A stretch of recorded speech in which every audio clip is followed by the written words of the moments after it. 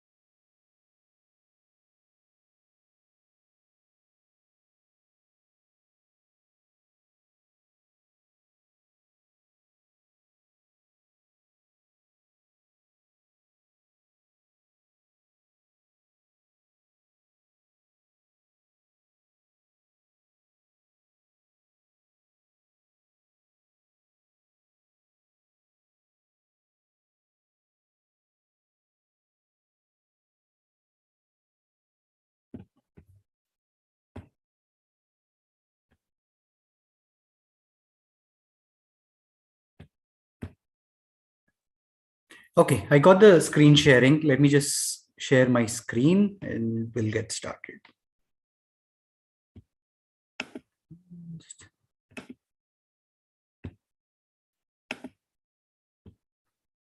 Okay, can somebody confirm that my screen is visible, please?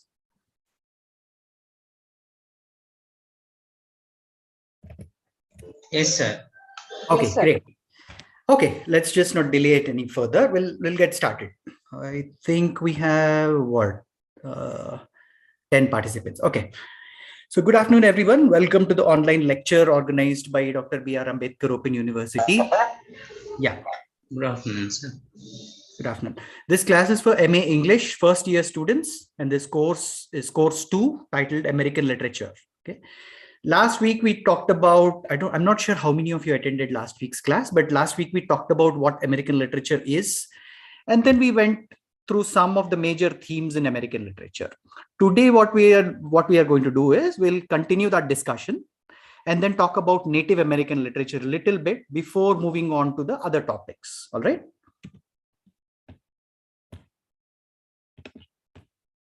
Okay, we'll start with Unit 2, Block 1, Unit 2. And our objectives for this unit are, we will talk about what are the unique features of Native American literature.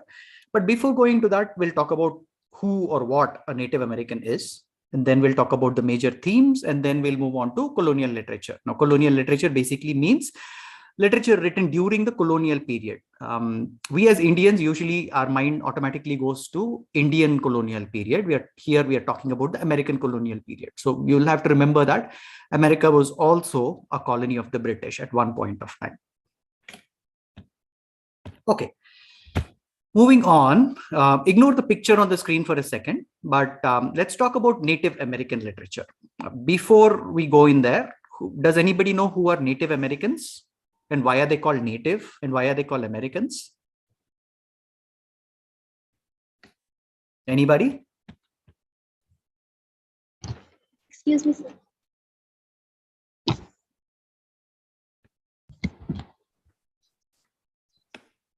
Yeah, was somebody going to say something?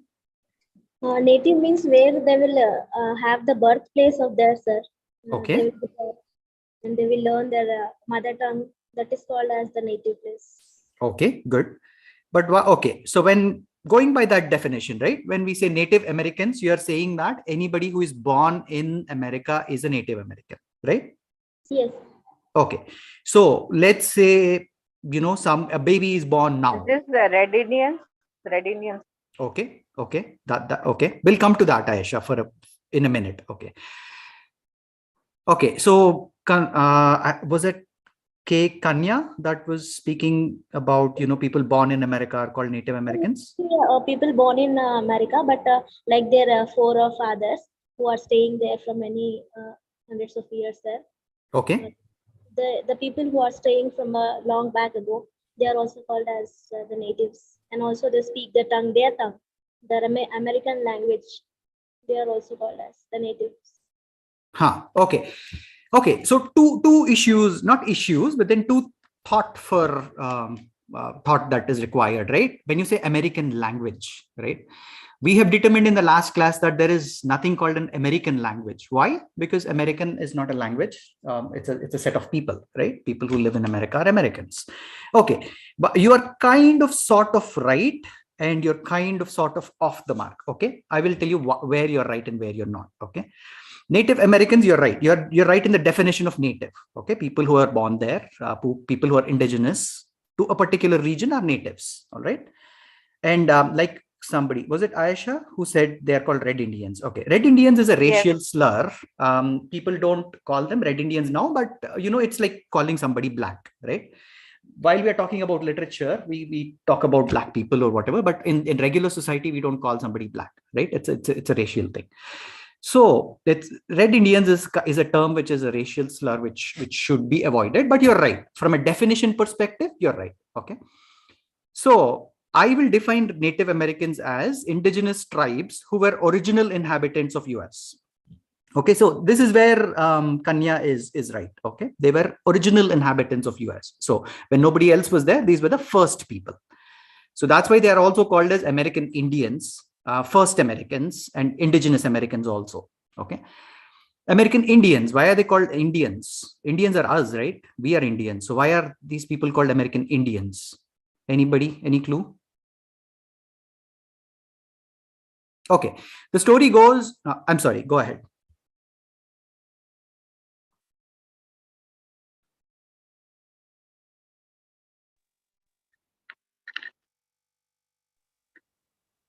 American Indians, sir, like they will have the cards there, sir.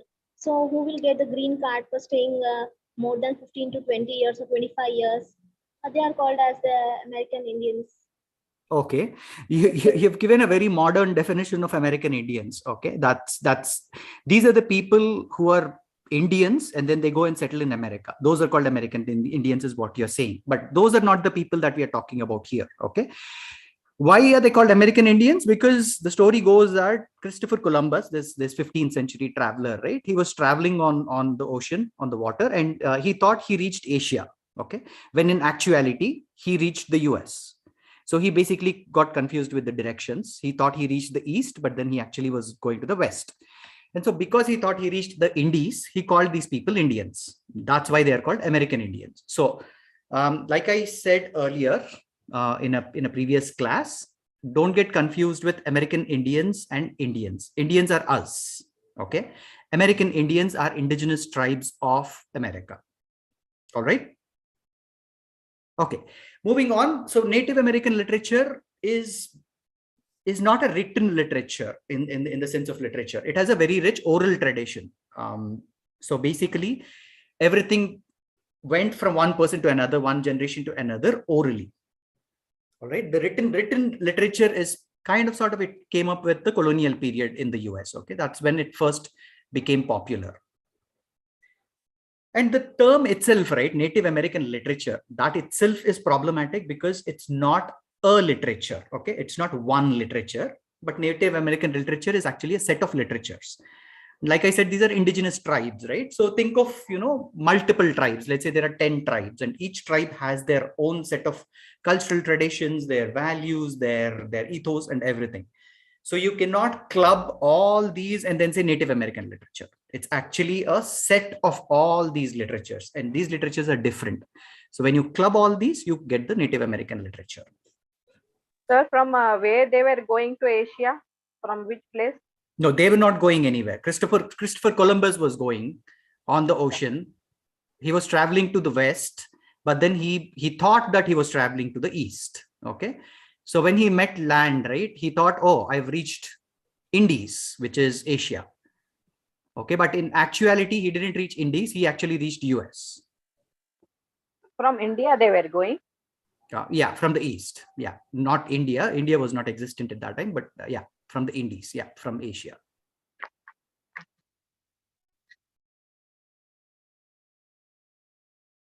Okay.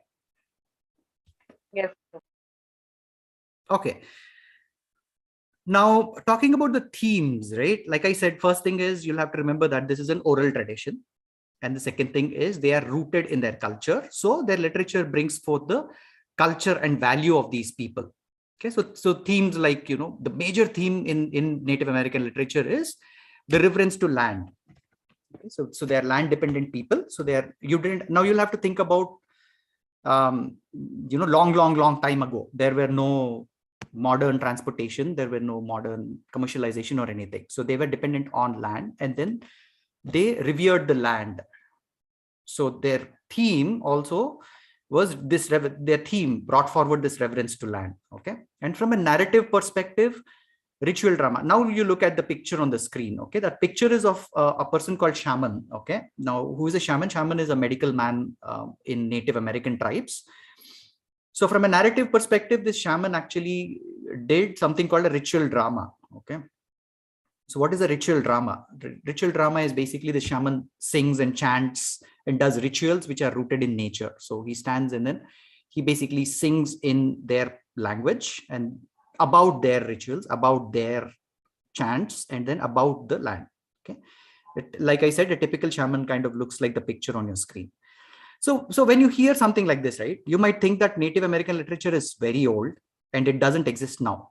Okay, that's the initial impression that anybody will get. But Native American tribes still exist. Even today, Native American tribes exist in the US, and Native American characters also are, portrayed in a lot of modern works. If I have to take an example, this person called, I don't know how many of you have heard her name, but her name is Louise Erdrich.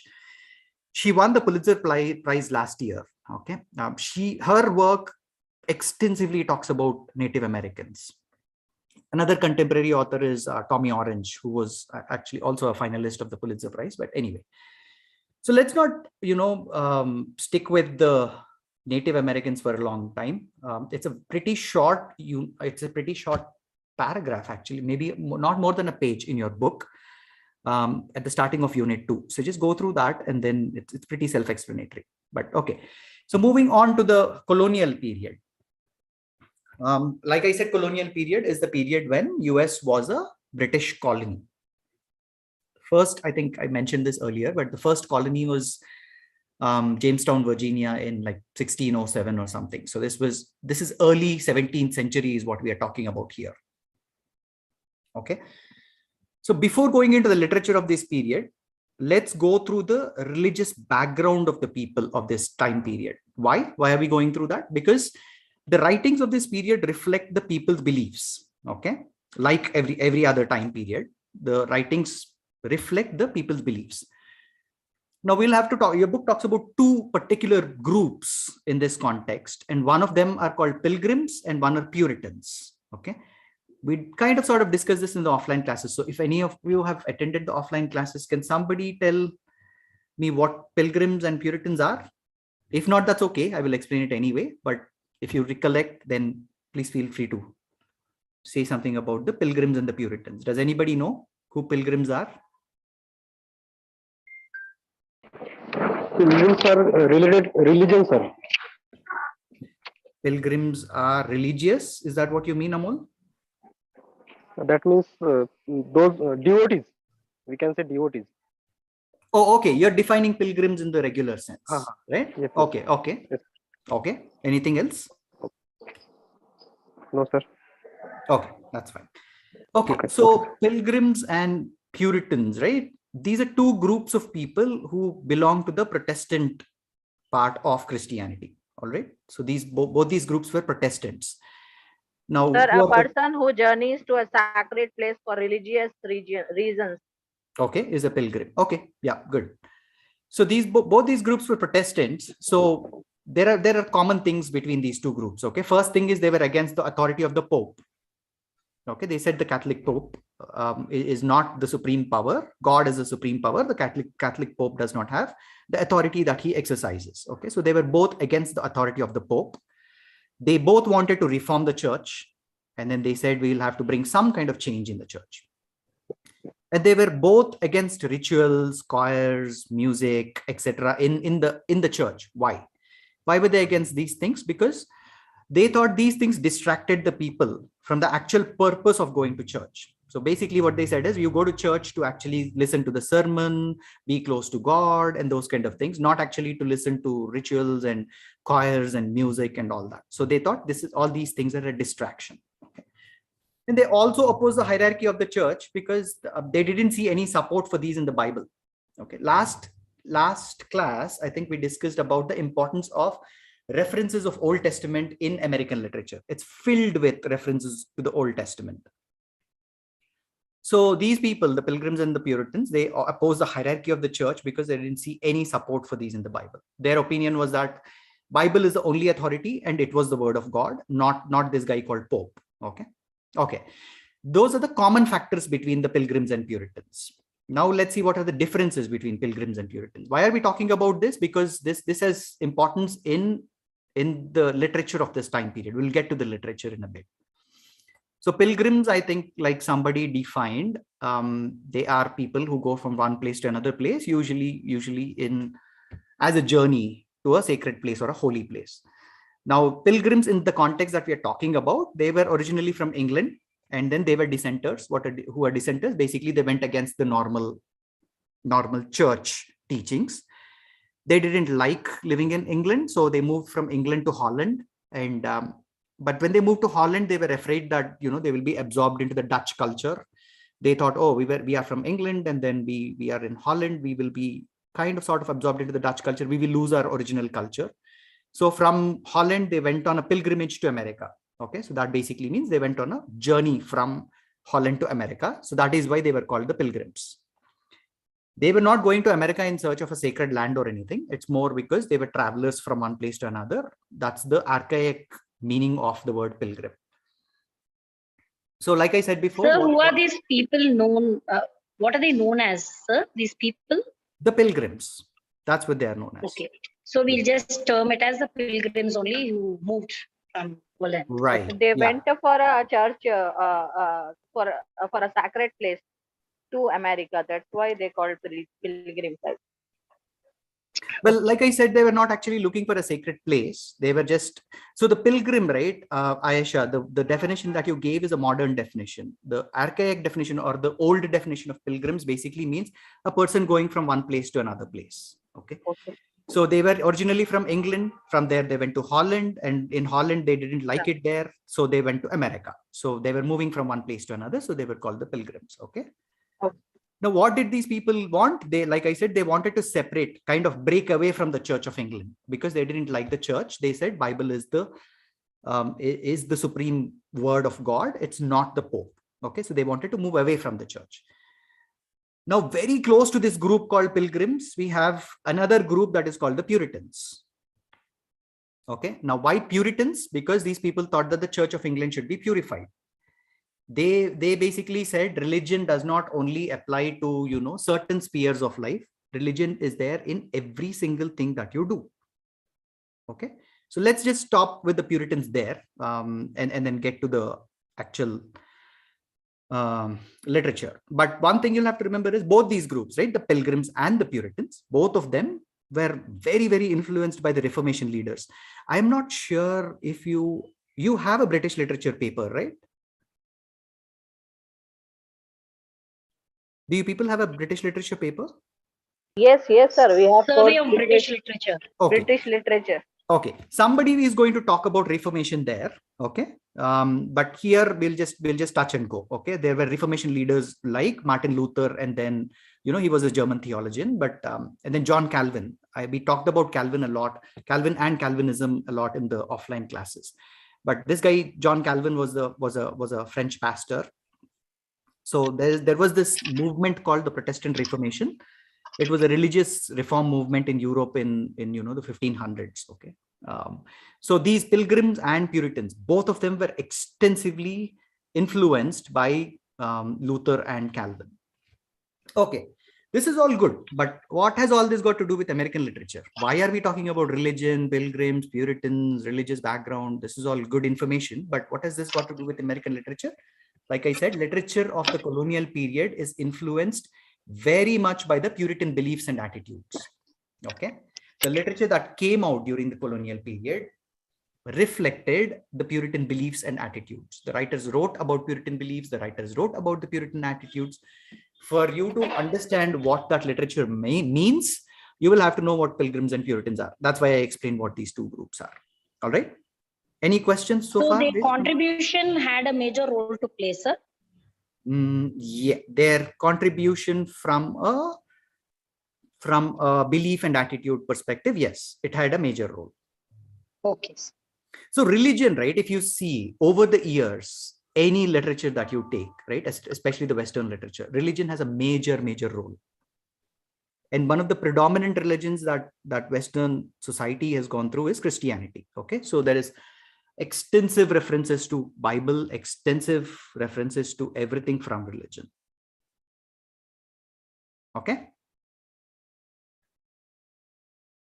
All right. So your book talks about 3 Puritan authors. One is John Smith, who depicted, America as a new promised land.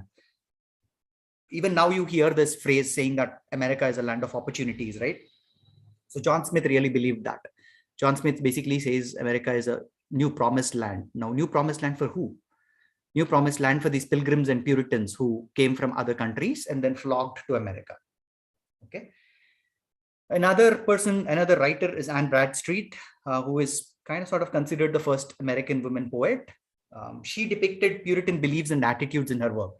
Now, her work is very interesting because it is a little ironic. Because if you look at the Puritan beliefs and attitudes, right, Puritans did not approve of women writers at all. But here we have a woman writer writing about Puritan beliefs. Okay. So in a way, she was, experimental and revolutionary.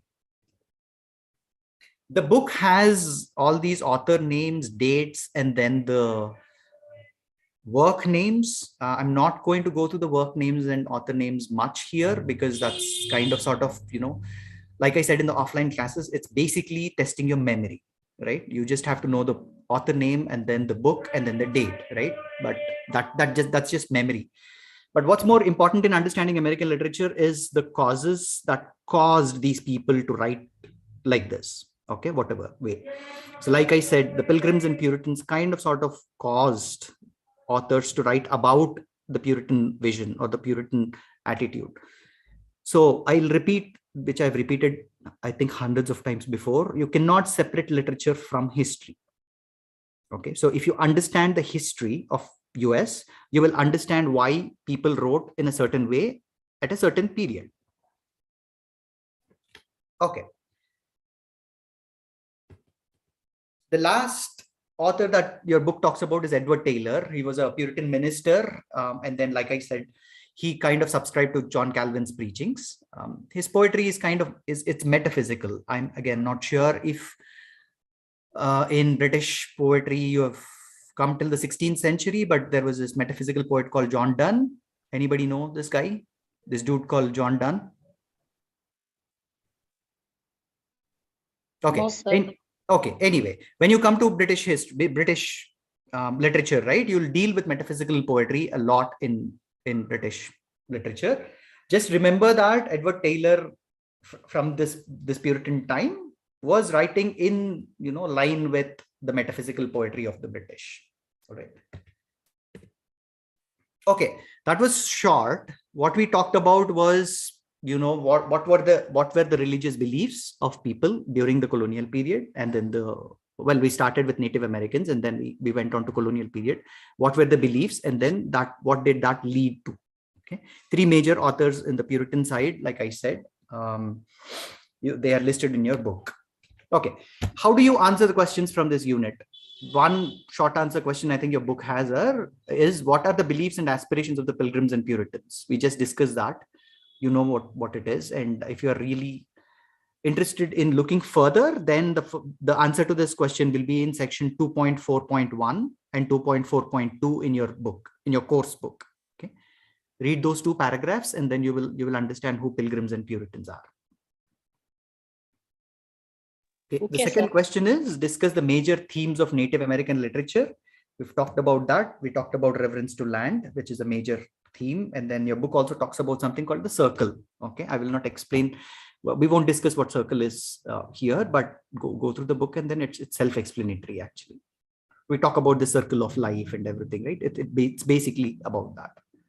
So that answer is in section 2.2.1. So first answer, you will find it in section 2.4.1, 2.4.2. Second answer, you will find it in section 2.2.1. Okay, let's move to, well, my favorite timeline of the American literature. It's called Age of Reason and Revolution. Now, again, before going into the authors and then their works and then their dates and everything, let's see why it's called Age of Reason and Revolution. Why is it Age of Reason? Why is it Age of Revolution? All right. So now we just saw in the previous unit about the 17th century America, and then how religion played a major role, not only in regular society, but also in literature, right? Now we are slowly coming to the 18th century. Okay. Now things are slowly changing in 18th century. Now, Age of Reason, again, I'll refer back to British literature because majority of these movements happened in England first.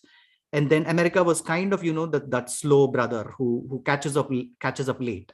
So usually something happens in Britain and England, and then it'll take about 50 to 60 years for it to come to America. So Age of Reason, again, is the same way. Age of Reason began in England in the 17th century-ish, and then it reached America in the 18th century, early 18th century.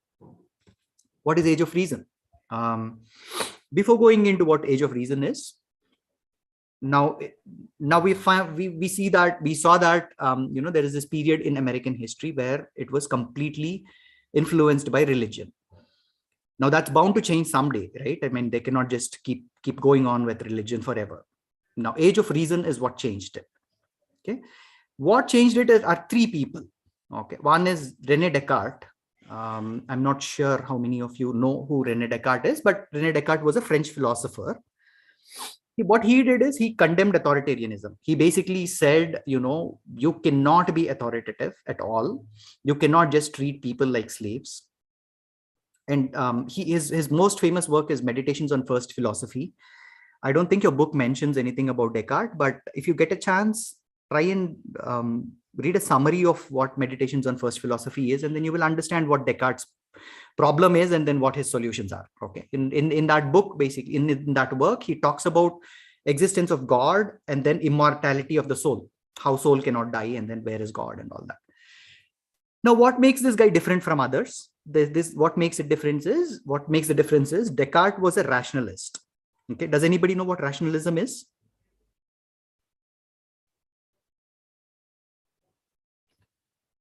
Anyone? Okay, that's fine.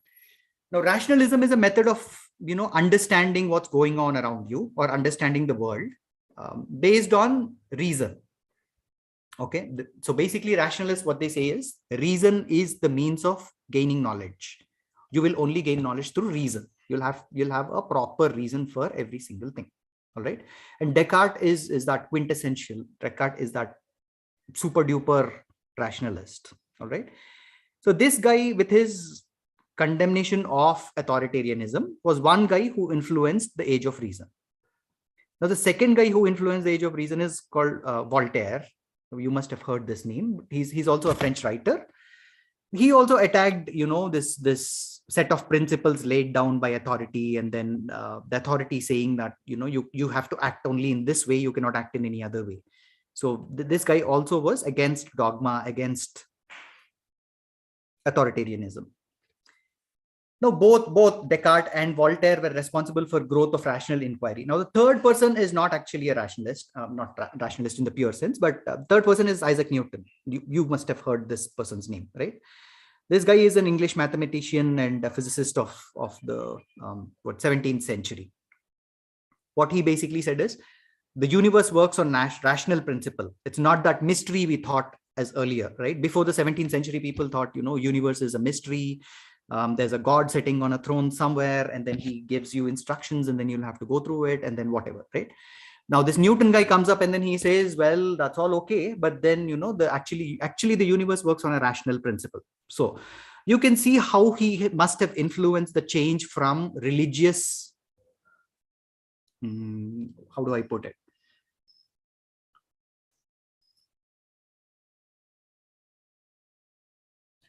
Based on how people religious thought process. Let me put it that way. Yeah.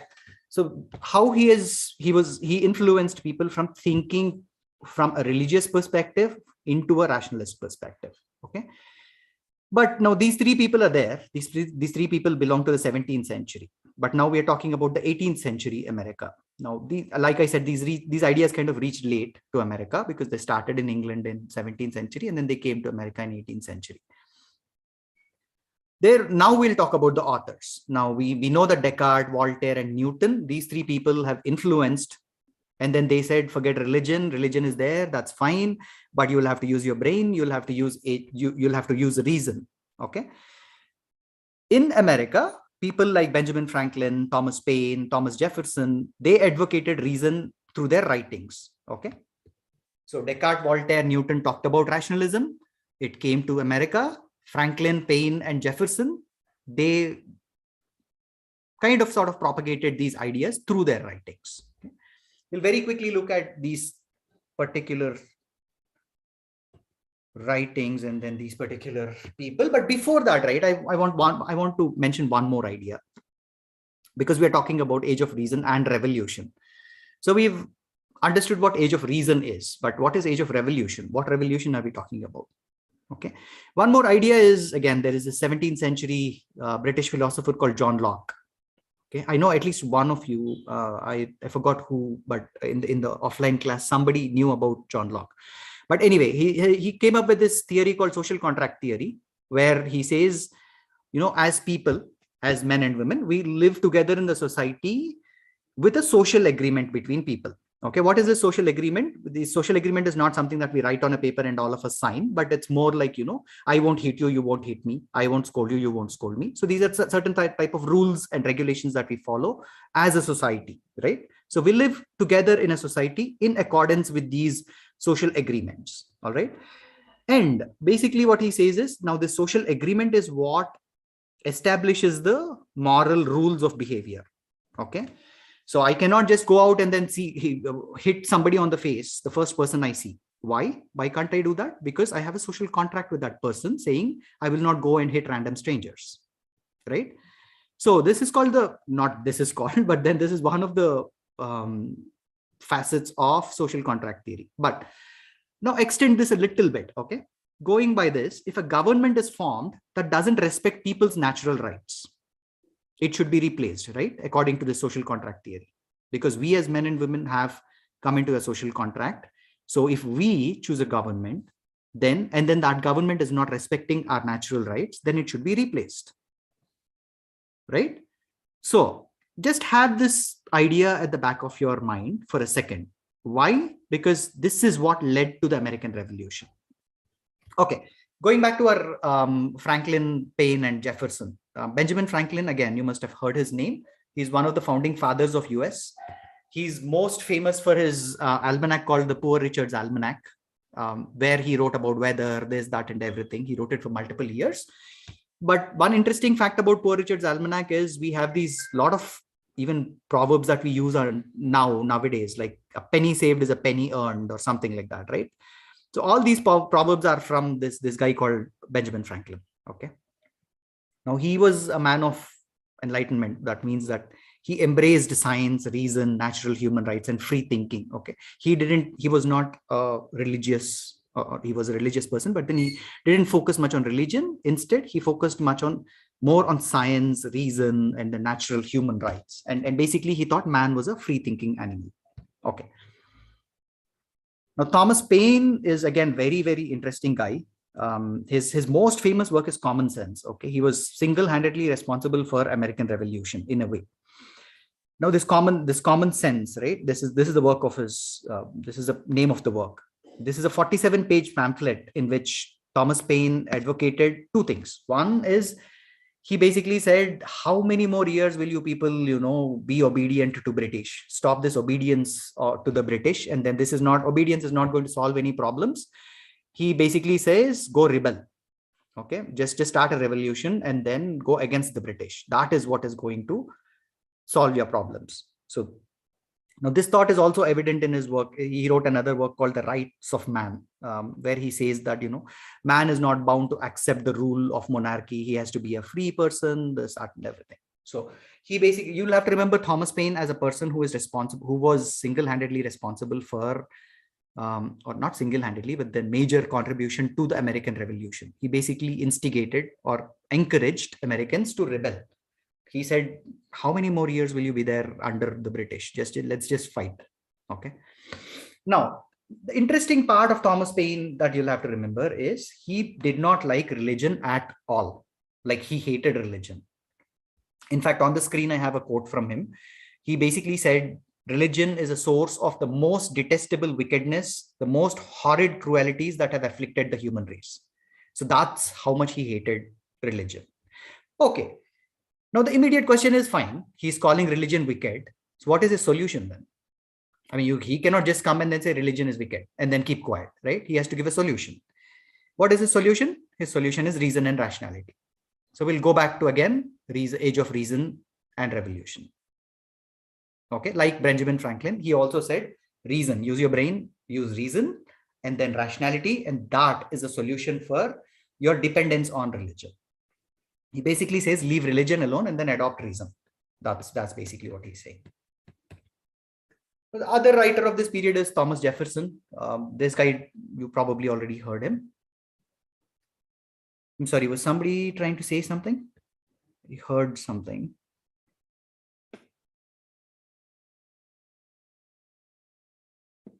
Okay, no.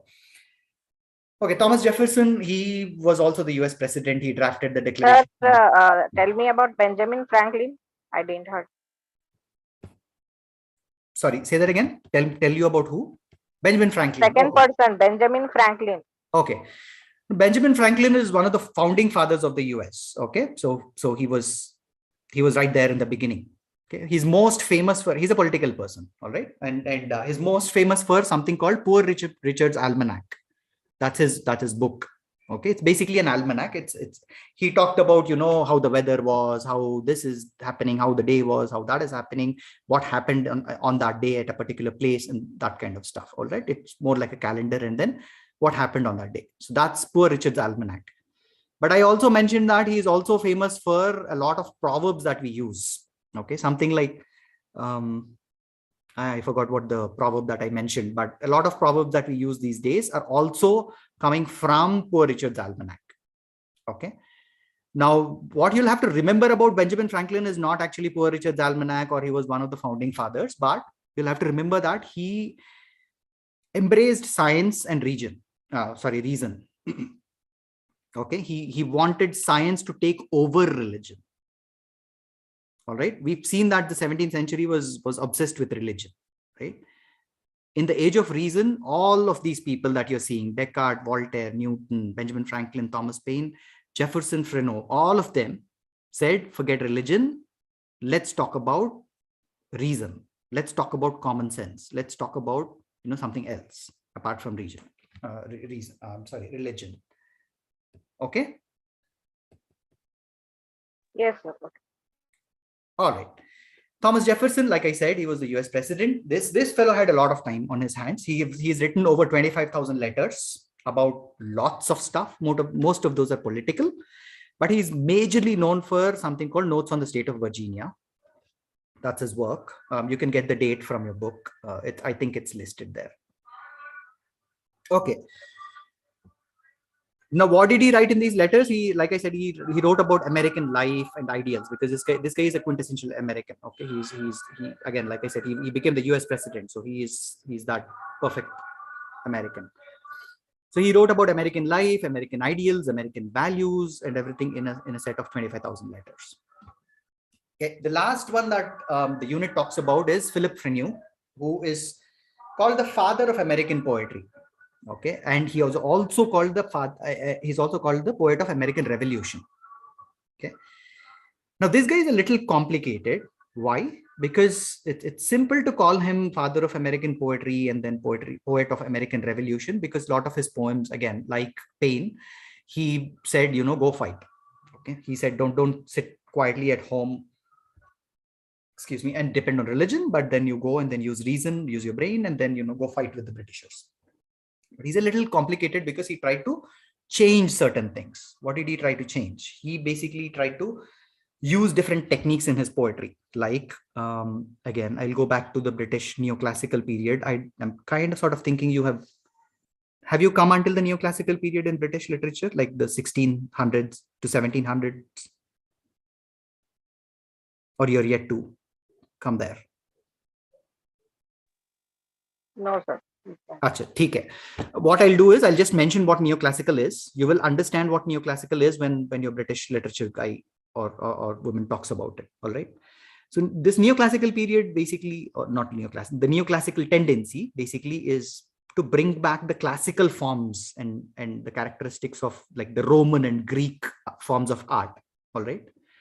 So that's the neoclassical thing. Basically, they said, let's go back and then get the Roman and Greek forms of art and then characteristics of art. That's the neoclassical tendency. And then there is a romantic tendency. You all know what romantic tendency is. Not the sexual romantic part, but then the romanticism as in, the movement of late 18th century and early 19th century, where the focus was on nature, experience, and that melancholy and that kind of stuff. So from a British perspective, you think about, Keats or others, right? So these are the romanticists. So what this Fenimore tried to do is he tried to combine this neoclassical and then the romantic tendencies and then wrote his poetry. Okay, until that time, people were very, very particular about the rhyme rhythm of poetry and then the technique and the form of poetry. And Fenimore came along and then he said, let's forget all that.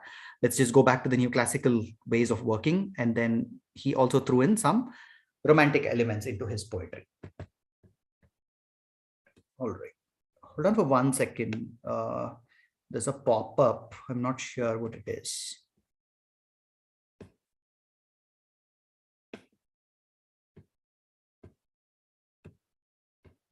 Okay.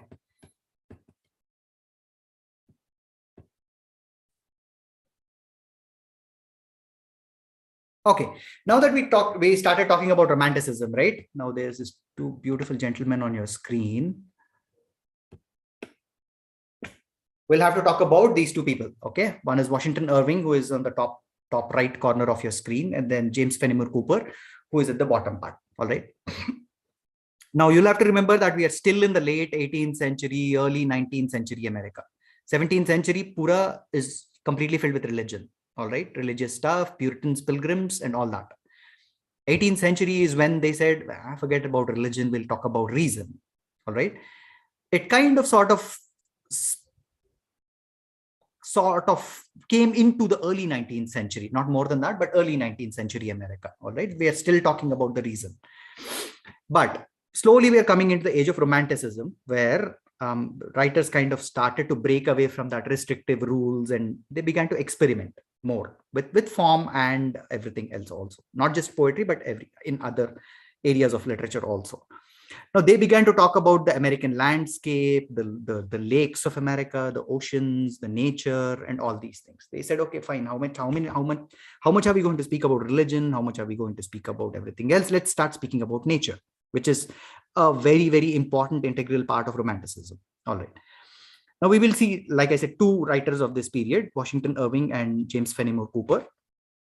Irving is kind of sort of interesting. Cooper is very interesting. I'll tell you why. So Irving was one of the first American writers to get international fame. Okay, so his writings were not only read in America, but then people all over the world read his writing. He was a first in many things, right? He was the first modern short story writer. He was the first belletrist. I am not sure if anybody from the offline classes is here, but we had an assignment where we had to find out the definition of who or what a belletrist is. Does anybody remember who is a belletrist?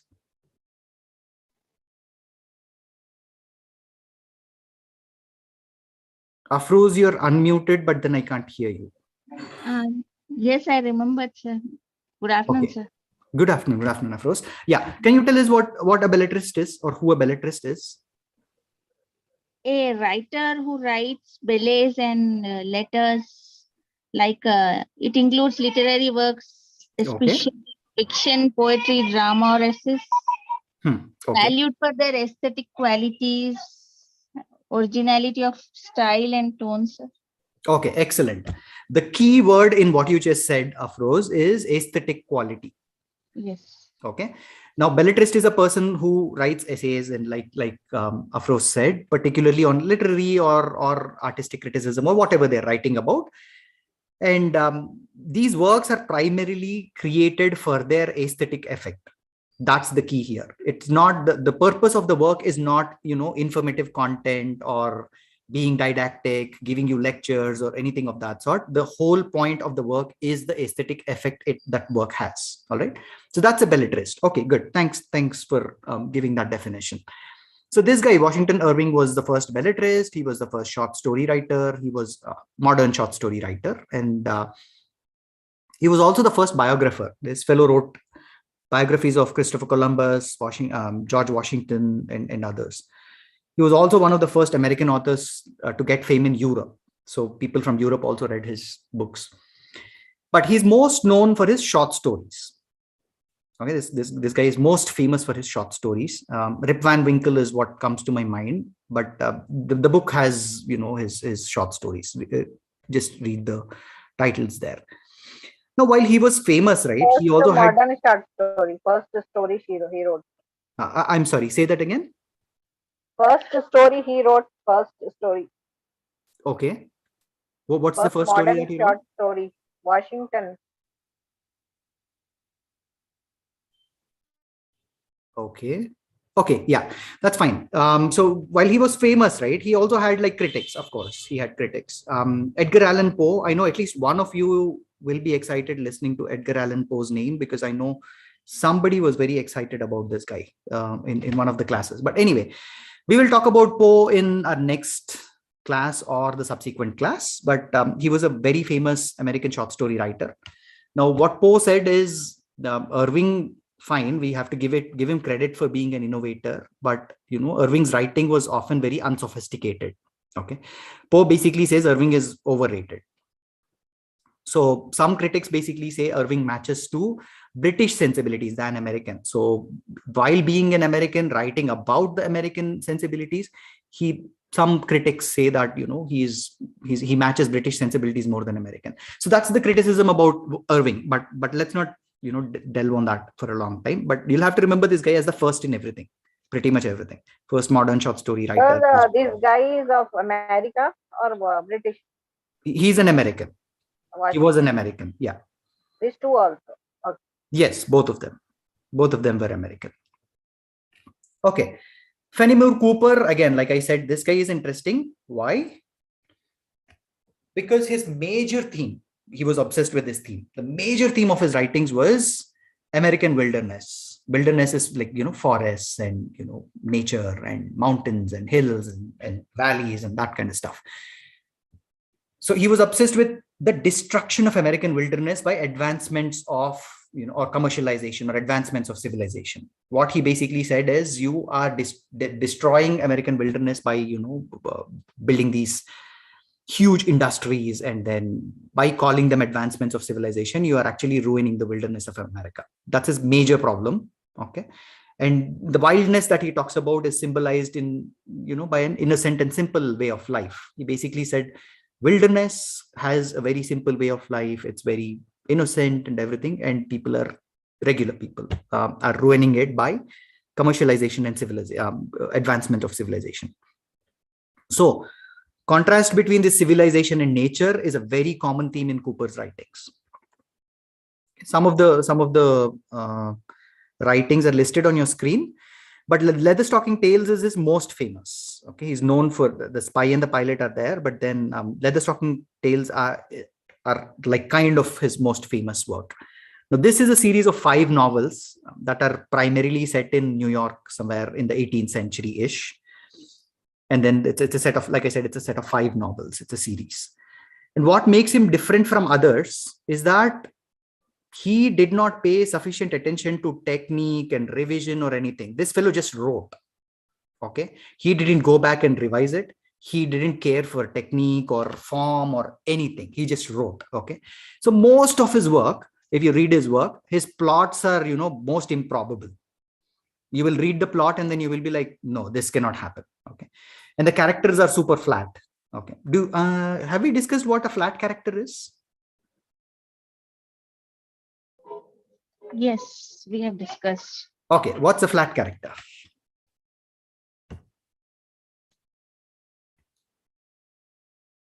Can somebody tell what a flat character is for the benefit of others? Flat character do not change throughout the course of work. Means Okay, as opposed to what other character? round character.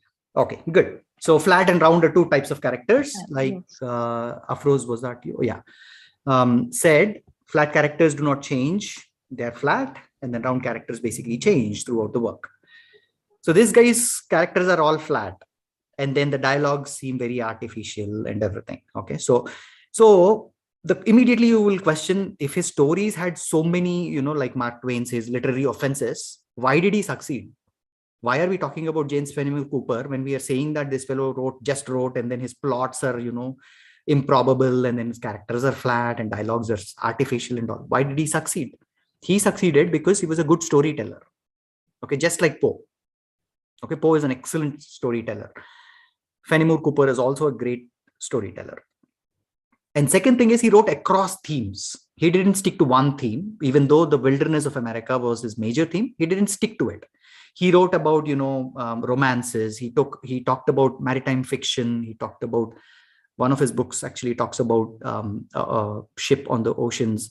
He wrote about political controversies. He had a variety in his works. So that is why he succeeded. It's not because of some kind of, unique way of writing or anything. His writing was criticized heavily, but he succeeded only because he wrote about a lot of stuff. All right. Okay. What's the time? Okay, 13:06. Like last time, I'm going to leave you a little bit early so that you can have a quick 5-minute break before your next session starts.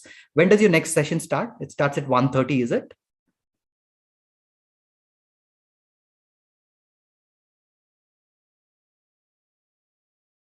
Folks, when is your next class? Is it at 1:30? Yes, sir, 1:30. Okay. So I'll leave you at around 1:22 to 1:25-ish so that you can have a quick 5-minute break. All right. So I'll very quickly move on to answering the questions from this unit. We talked about Thomas Paine and Thomas Jefferson. The first question, what are the contributions of Thomas Paine and Thomas Jefferson? I really doubt if you will get something like this. This is listed as one of the questions in your book, but then in the actual exam, I really doubt if the question directly asks you the contribution of Paine or Jefferson. Okay. Why? Because these are very small sections in your unit, and unless it's being asked as a short answer question, I don't think this will figure out in the long answer questions. More of a long answer question is something like write a note on Age of Reason, and then talk about some of the writers in Age of Reason and Revolution. Okay, that's where you talk about the guys that we discussed. The second question is write a short note on Age of Romanticism. We talked about Romanticism. Here you can also list the two authors that we discussed, right? Washington Irving and Fennimore Cooper, and then how their work influenced, and then how their work brought forward. Sir, who will correct the papers? Other universe. Sorry. You only know? I am not sure. I don't know. I mean, you only means personally me? Yes, in subject teachers will correct the papers, or other unit.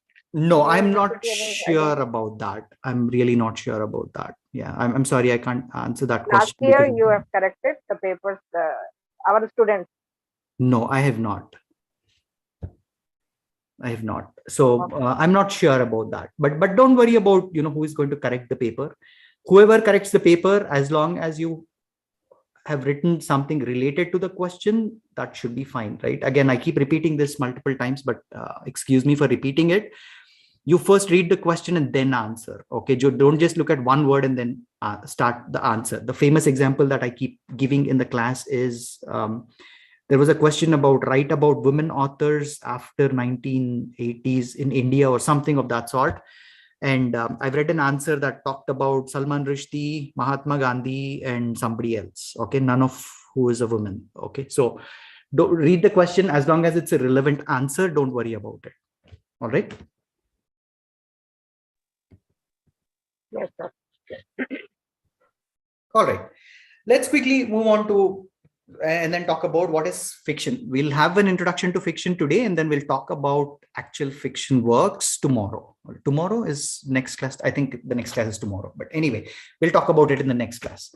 But we will start this unit with the same question that we started the whole course with, right? We started with what is American literature? What can be called American literature? We try to define that. Okay. Now let us talk about what is an American novel. What can be an American novel? What is an American novel? Is it the novel written by an American? Is it the novel written about American people? What is an American novel? Any guesses? Any ideas?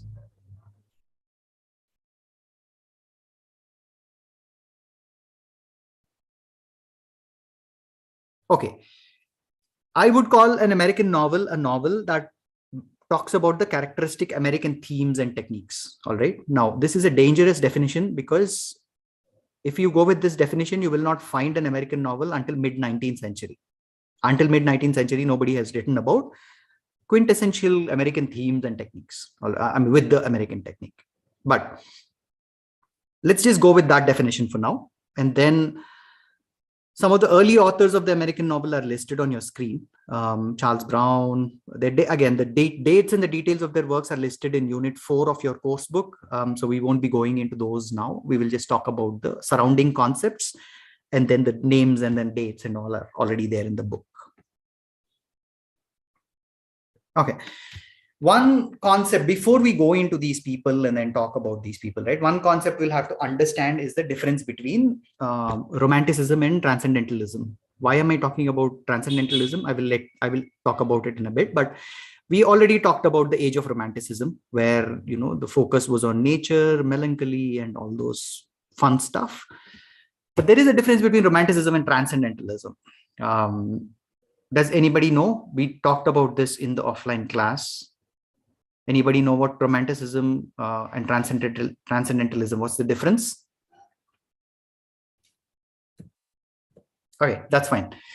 Romanticism basically underscores the importance of emotions and freedom.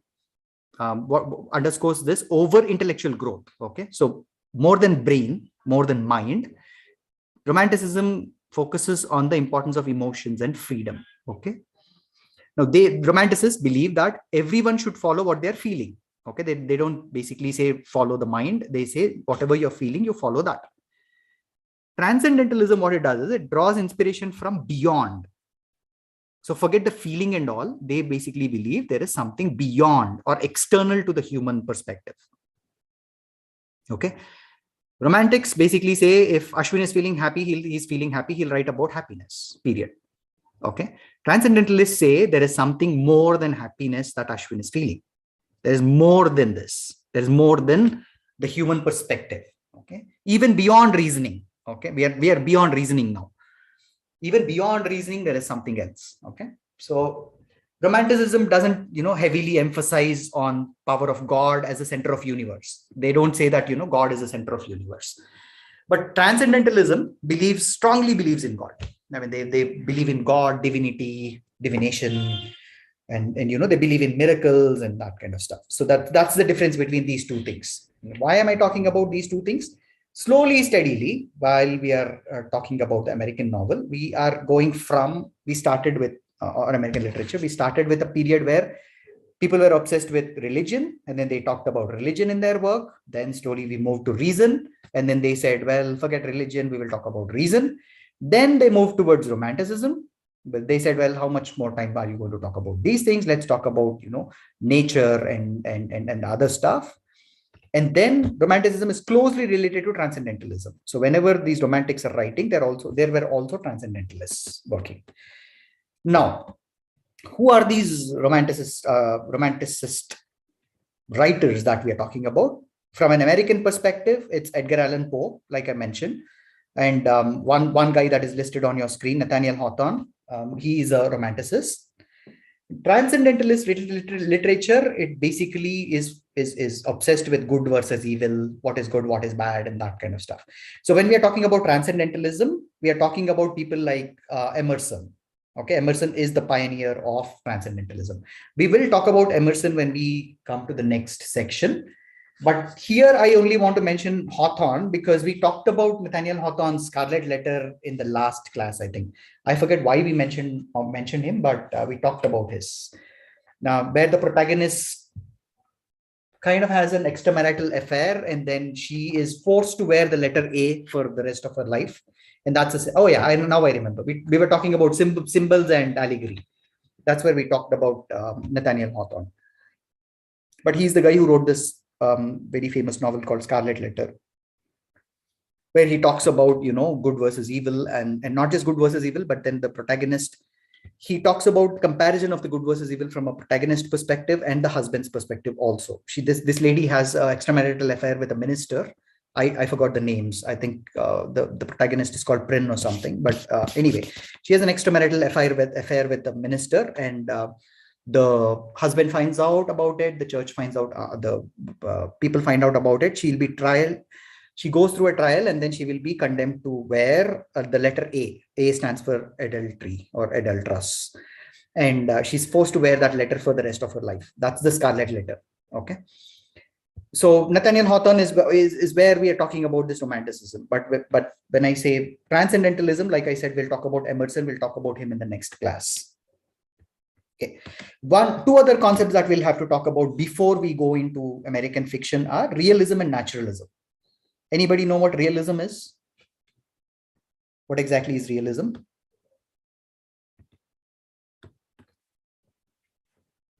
Talking about reality. Talking about reality. Okay. As opposed to what? What else will you talk about? What else will they talk about? As opposed to talking about Nature. Okay. Okay. Okay.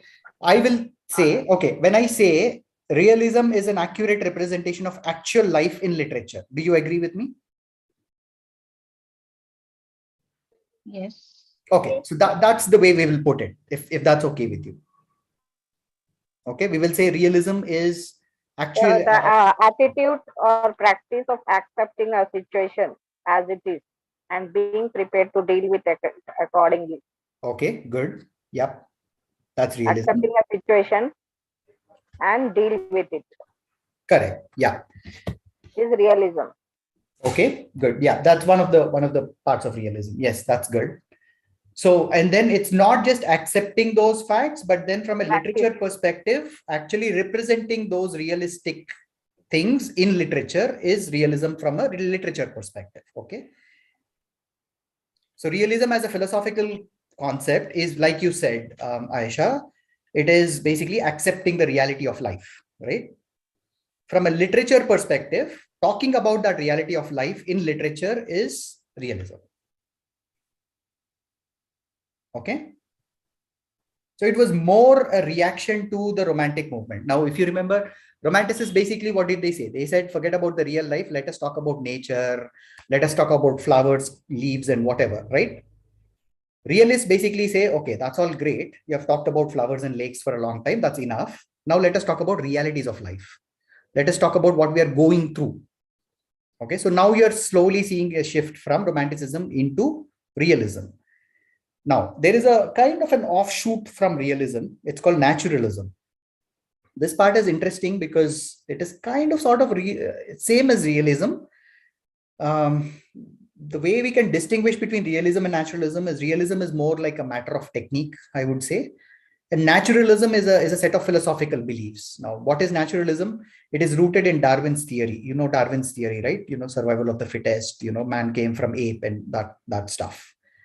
Now, basically what Darwin says is Darwin said man is an animal, and then he's conditioned by these social and economic factors that we have around us. So naturalism is rooted in Darwin's theory. Whatever Darwin says, naturalism is rooted in that. And then naturalism basically says man is an animal, but he is only conditioned by the social and economic factors that this fellow is put into.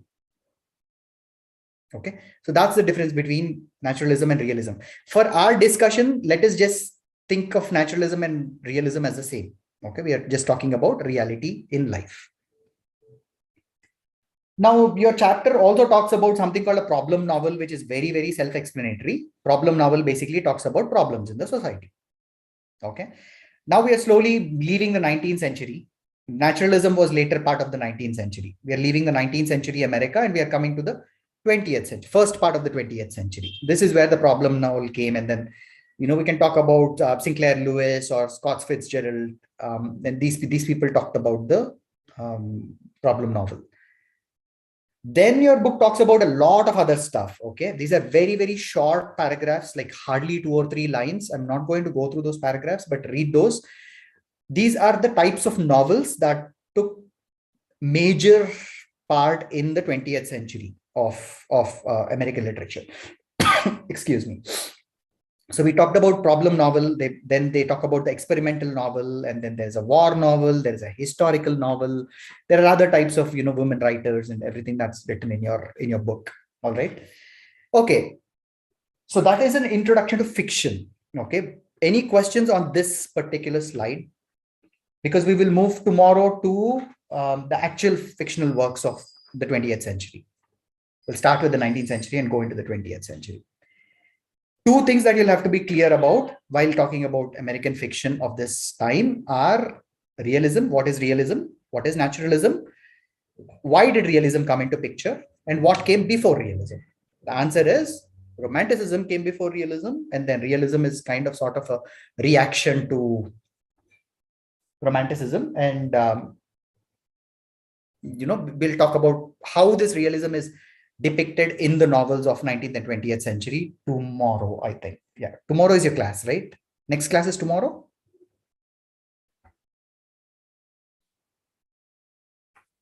Yes. Okay. Okay, all right. Like we ended the last, okay, what's the time? Oh, okay, we will just spend a couple of minutes and then I'll leave you, all right? Let's just spend time on a recap of what we have learned. Who were the Pilgrims is one question. Does anybody want to take this question?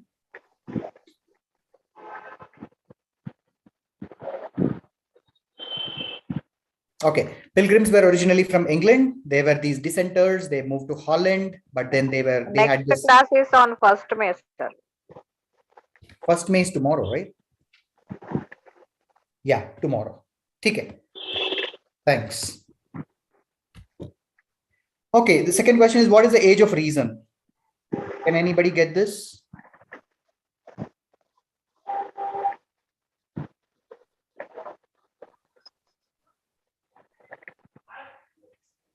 Okay, age of reason basically is the age where reason superseded 18th century. religion. I'm sorry, Aisha, please go ahead. 18th century started. Okay. Okay, good. 18th century in America. It started in England in 17th century. In 18th century, it started in America.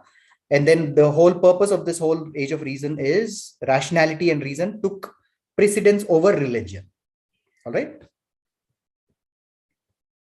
We just talked about realism, so we are not going to go through that particular this thing. Okay, let us just take a pause here for today and continue in the next class. In the next class, what we'll do is we will move into Unit 5 of the course book. We will talk about Edgar Allan Poe and his short stories. We will take one of his short stories and then kind of sort of semi-analyze it. And then we will talk about the 19th century American fiction.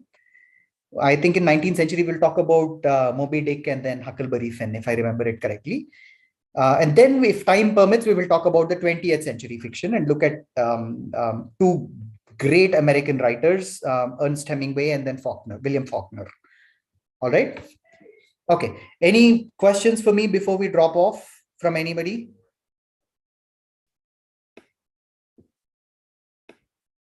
No, sir. Okay. We have 13 participants. I'm hoping that we will have more tomorrow because tomorrow is a Sunday. And we will take the discussion forward tomorrow. What I'll do is I'll start tomorrow's class with a very quick recap of what we've learned today. My request to you is go back, not go back, but then, go to your book and then read these chapters You're welcome to come back with any questions or any ideas or anything that you want to add to the conversation. That you're more than welcome to do that. Read the chapters because these are fresh in your mind, and then we'll talk about it tomorrow. All right. Sir, do we have to read from the readers only, or we can search it by any other book or media? You can search it from anywhere. My preference is reading the book because it's a well-written book. Actually, it is a book that is written for distance education learners. So it's written in very simple language, and then it talks about, from a temporal perspective, 18th, 19th, 20th century. I like that in the book, but you're more than welcome to go Google something or read some other book or anything. You're more than welcome to do that. Okay, thank you. Yeah. Sir, if they asked for major themes of American literature, can't we write recurring themes for major themes even? Can you repeat that question? I thought you answered your own question, but can you repeat it? If they ask for major themes of American literature, can we write recurring themes for it? Yeah, that's what are major themes, right? Okay, what do you call a major theme? What is a major theme? It has to recur to become major, right? Yes. That's what, sir. In assignment, I wrote the recurring themes for this. I did not mention any circle and all in that major themes. I just wrote about the recurring themes. Okay, was the question about general American literature or was it specific to Native American literature? The circle is prominent in Native American literature, not in general American literature. Acha. But don't worry about it. You have already submitted the assignment, right? Yes, and if I am afraid. No, don't be afraid or anything. It's fine. It's fine. Today is the last date of submission of assignment. So I have no idea. Can somebody else enlighten? I have no idea when the last date is. Today is the last date. Today is the last date. Last date, sir. Yeah. Okay, Aisha, if you have not heard it, today is the last day. By 5:30 p.m. today.